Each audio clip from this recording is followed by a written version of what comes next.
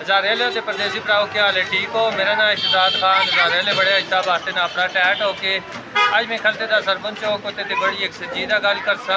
इधर देखो सरबन चौक भी जड़ा है ते लड़का बेचारा सोते दा पता नहीं कौन है ते कौन नहीं। इस उत्ते पुराना जा कोट है, पुराने जो चप्पल लगे दिन ते हज़ारे दी आवाज़ फेसबुक पेज है तो असद नाल मैं आखना यार जी इस तरह तो नहीं होना चाहिए।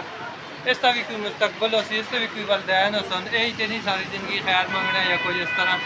तो इन्होंने बच्चा स्कूल उत्ते पाना पहले भी असन एक मिशन है क्योंकि स्कूल पढ़ सन 10-12 कर सन, कोई ना कोई बह के भावें प्राइवेट स्कूल पढ़ा के सन, कोई ना कोई काम करके सन।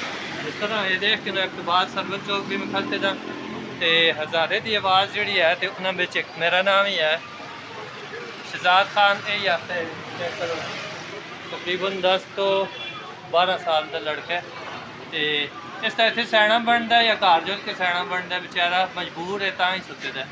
तो मैं है इस तंग तो ना कर दे, इस तंग ना कर दे, इसका एक मैसेज पहुँचा मैं कि सरबन चौक के खोले होते इस तरह के लवारस किस्म का बच्चा पेद है, बड़ा अफसोस है।